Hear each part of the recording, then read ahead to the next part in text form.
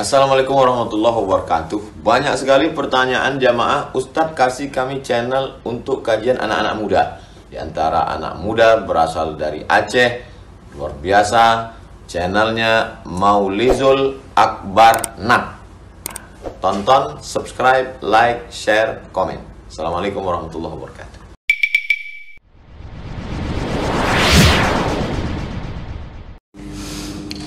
Assalamualaikum warahmatullahi wabarakatuh.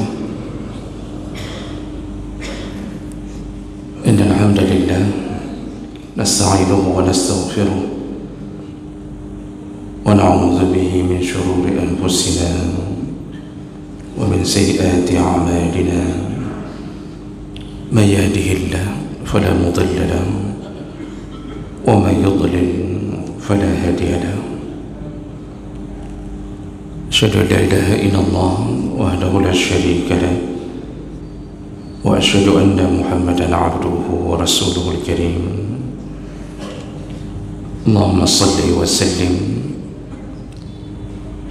على نبينا المصطفى محمد وعلى آله وأصحابه أجمعين. أما بعد، رب اشرح لي صدري ويسر لي أمري واحلل عقدة من لساني يفقهوا قولي. Segala puji bagi Allah, kemudian salawat dan salam kepada Rasulullah, pada keluarga dan seluruh sahabat-sahabatnya yang Allah muliakan insyaAllah. Bapak-bapak, ibu-ibu, jamaah salat subuh yang telah berhadir hanya karena Allah, mudah-mudahan Allah membalas dengan pahala yang berlimpah insyaAllah. Bapak Ibu yang Allah muliakan, pertama sekali kami mengucapkan taqabbalallah minna wa minkum. Semoga Allah menerima amal yang telah kita lakukan di dalam Ramadan. Dan subuh hari ini kita akan sambung kembali pelajaran kita, yaitu tentang tanda-tanda kiamat ya, berdasarkan Al-Quran dan hadis-hadis Nabi SAW. Dan kita sedang membahas tentang tanda-tanda kiamat kecil. Di pertemuan kita yang terakhir, kita membahas bahawa di antara tanda bahawa kiamat sudah sangat dekat, yaitu pertimbangan atau barometer tentang hak dan batil itu sudah tidak lagi menjadi sandaran dalam agama. Artinya, kalau sudah tiba waktunya, semua kebaikan dan keburukan atau hak dan batil diukur berdasarkan kepentingan, bukan lagi berdasarkan agama. Maka di situ kata Nabi, dan juga berdasarkan beberapa ayat yang sudah kita bacakan, itu bukan lagi, yaitu menjadi tanda bahawa kiamat akan segera menjelang. Dulu dari masa Nabi hidup dan sampai kepada orang-orang yang menegakkan agama, hak dan batil itu timbangannya adalah agama. Tapi menjelang kiamat, timbangannya adalah maslahat, kepentingan. Jadi kalau dia baik dan ada manfaat untuk kita, maka kita akan terus mengatakan bahawa dia baik. Tapi kalau dia tak bermanfaat untuk kita, maka kita mengatakannya dia tak baik. Jadi kepentingan menjadi sandaran.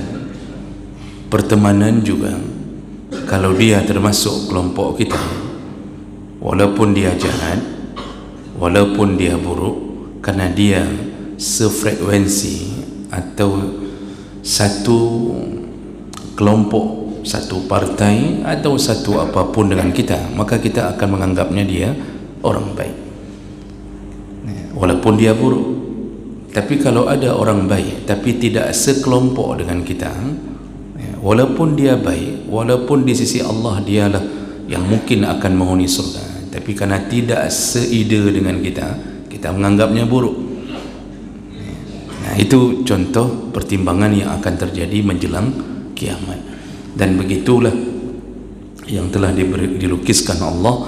Dulu Fir'aun pun menyebarkan berita tentang Nabi Musa, bahwa Musa itu adalah provokator, dia yang akan menghancurkan persatuan di dalam kenegaraan atau kerajaan yang dipimpin oleh Fir'aun. Jadi pandangan Fir'aun karena Musa merongrong dianggap tak baik. Itu akan terulang di hari menjelang kiamat. Itu pembahasan kita yang terakhir. Baik, kita lanjutkan.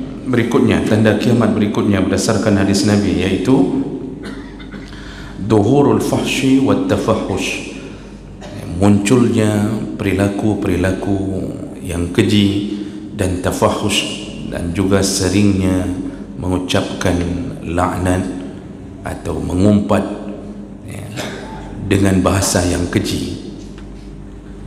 Dan ini digambarkan oleh Nabi SAW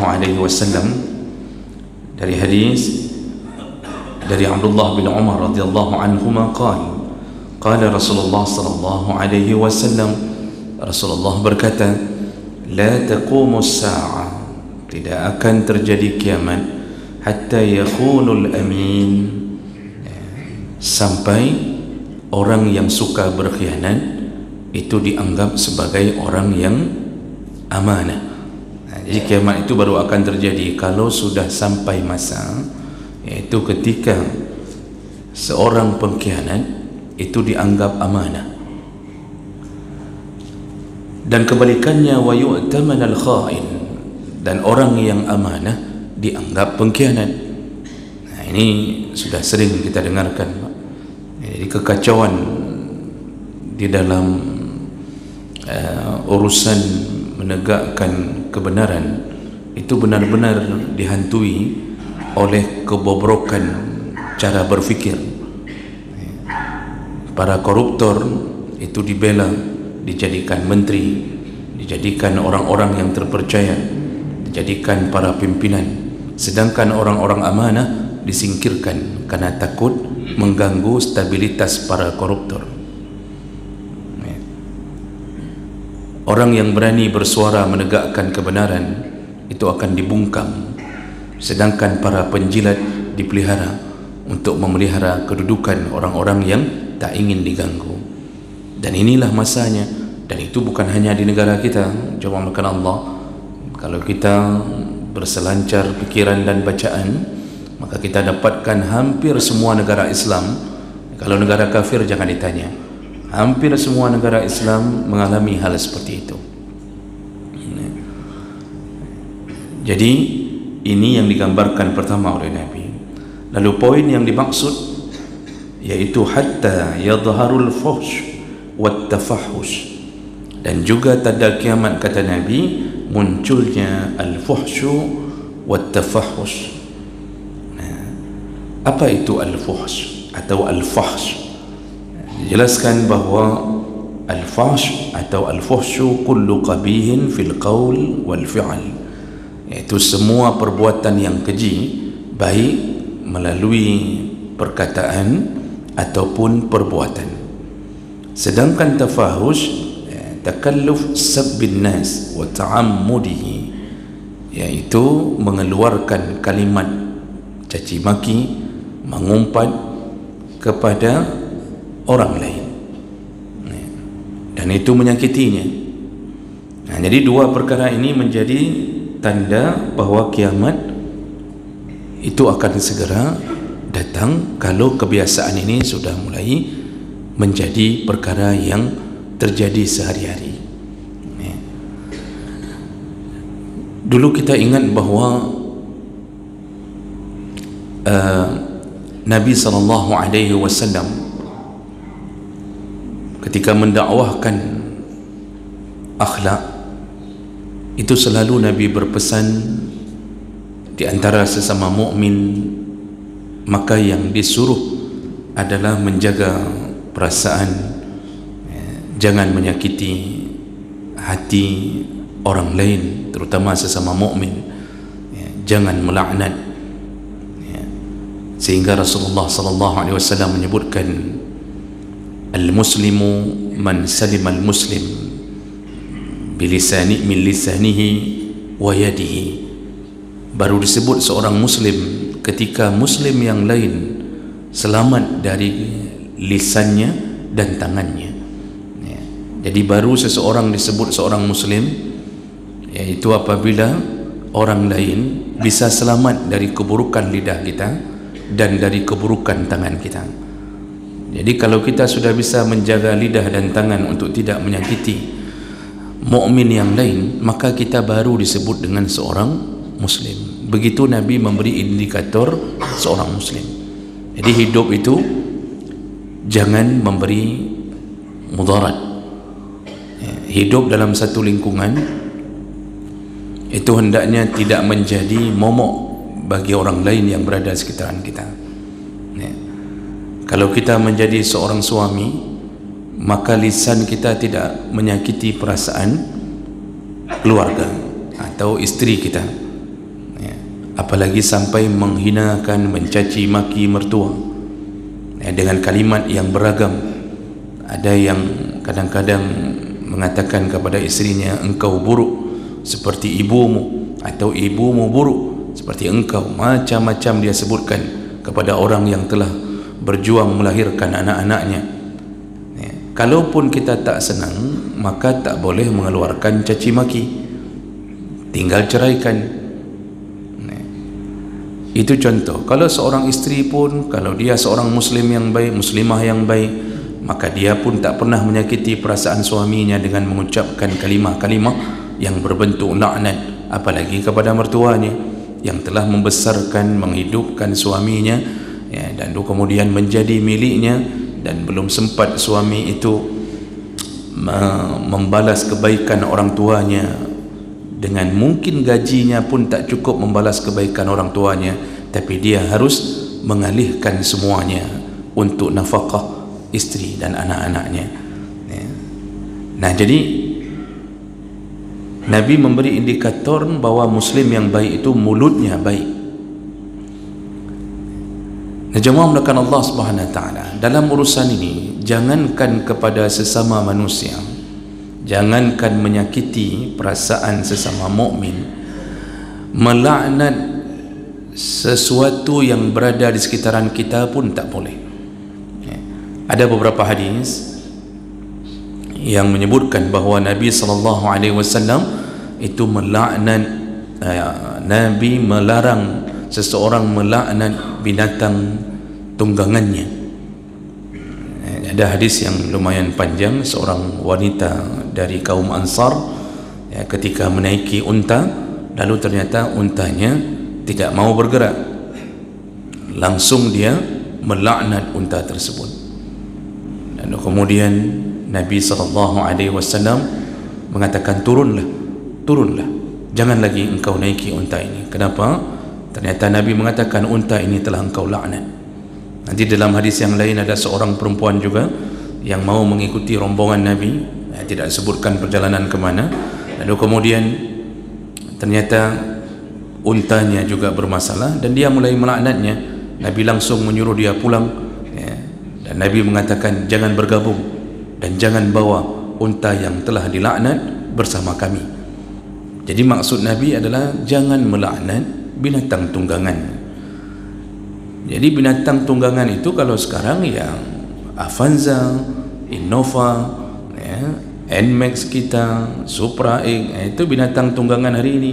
Jadi jangan begitu tiba-tiba macet di jalan, kata temena OBB naik, kita mengatakan mobil ini, mobil itu, kita caci maki mobil itu, maksudnya sama. Kita tak naik unta lagi, kita tak naik kuda, tapi itulah kuda kita, maka dilarang. Itu saja dilarang oleh Nabi, melaknat kenderaan yang kita miliki.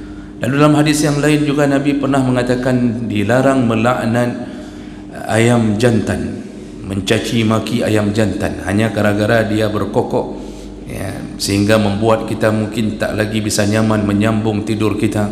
Nabi mengatakan la tasubbud dik, jangan engkau melaknat, mencaci maki ad-dik, ayam jantan. Kenapa? Karena dialah yang membangunkan salat subuhmu. Begitu kata Nabi, ya, dialah yang membangunkan engkau untuk melakukan salat subuhmu.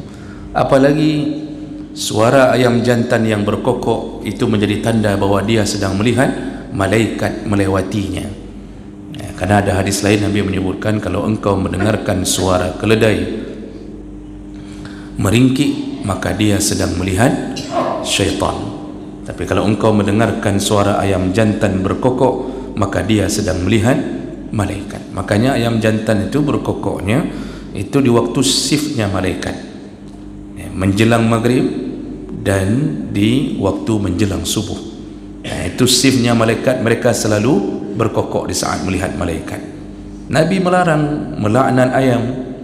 Dalam hadis yang lain Nabi melarang melaknat angin, mencaci maki angin. Walaupun sekencang apapun angin dilarang untuk dicaci maki.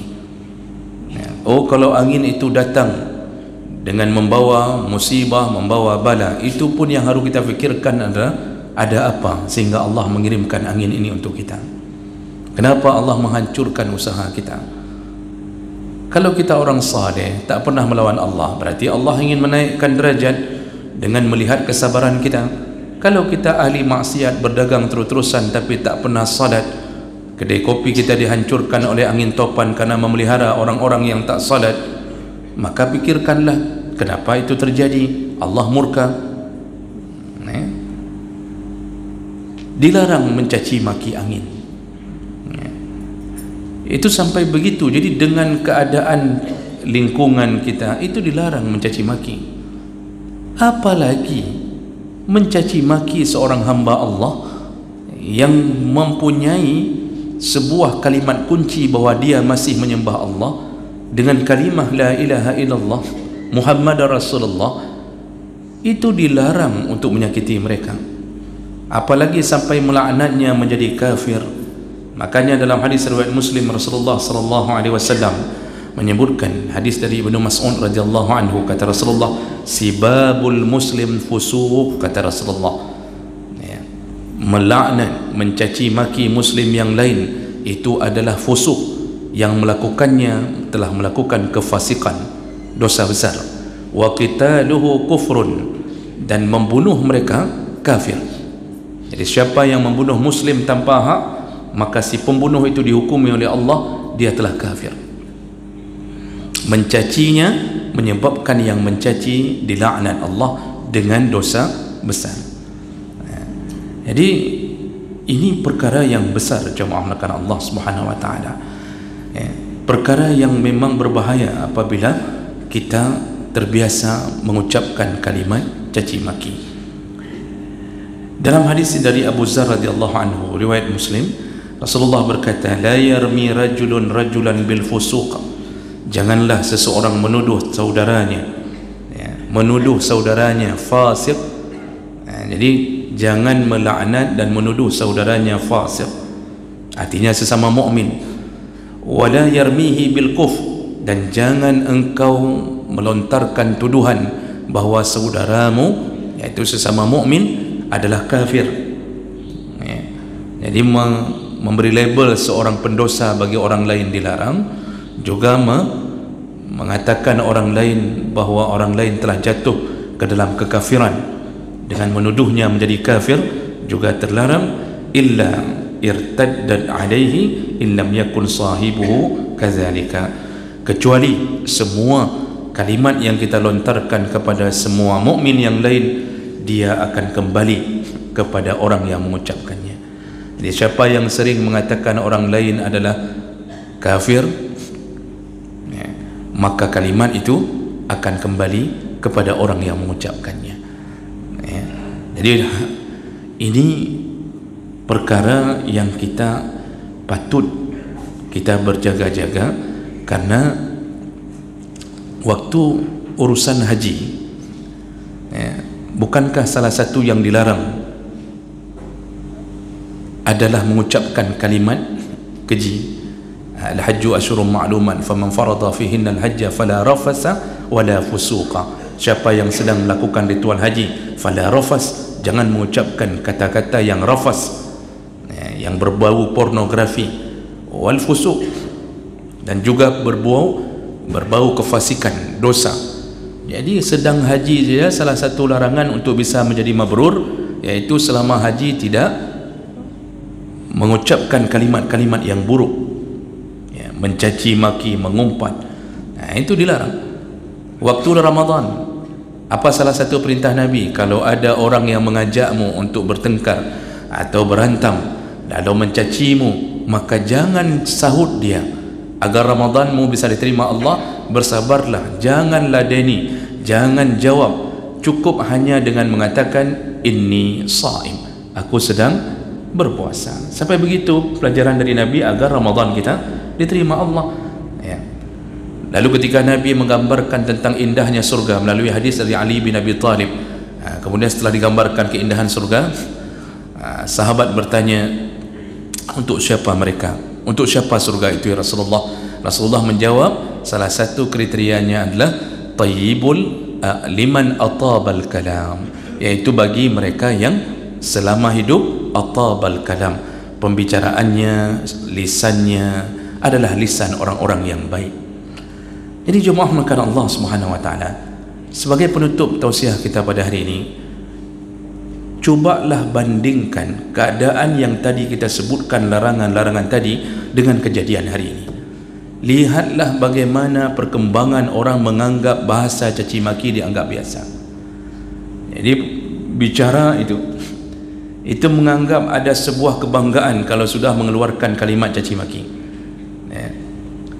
Dibantu dengan media-media berbentuk berbagai aplikasi, pembicaraan di TikTok, pembicaraan di Instagram, WA, macam-macam. Itu kalau sudah caci maki, itu dianggap hal yang seakan-akan menaikkan rasa keberanian. Jadi ada istilahnya keremanan, kalau bahasa kita itu, ada orang bergalain keremanan juga kan. Itu dianggap mantap itu. Kemudian bicara dalam keadaan pornografi, membuat tayangan-tayangan live, lalu dihuni oleh para ahli maksiat, menampakkan auratnya, bicara pun selalu ke arah pornografi, buat podcastnya bicara tentang porno, bicara tentang hubungan suami isteri ditebar luaskan, begitu saja tanpa rasa malu.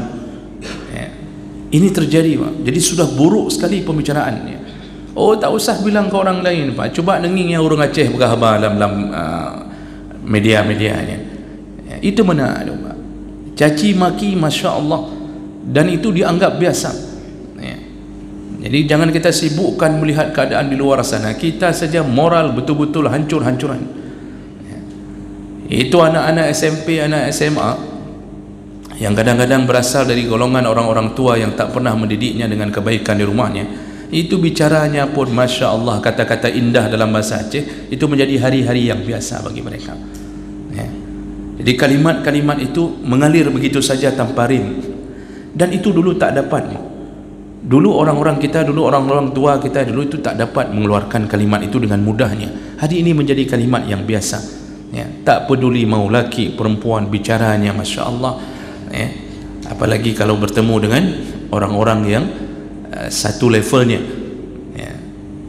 Ini terjadi di hari-hari kita, yang dulu tak pernah kita dapatkan, tapi hari ini caci maki, menghina orang, menyakiti orang, itu adalah pekerjaan yang dianggap biasa. Kalau ini sudah terjadi, berarti berdasarkan hadis Nabi, sudah tiba waktunya kita akan segera mendapatkan kiamat, sampai kita menunggu tanda-tanda yang besar yang datang dari Allah Subhanahu wa taala.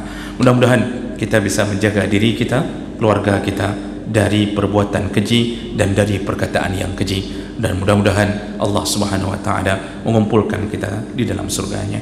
Amin ya rabbal alamin. Subhanakallahumma bihamdik, asyhadu an la ilaha illa anta, astaghfiruka wa atubu ilaik. Wassalamu alaikum warahmatullahi wabarakatuh.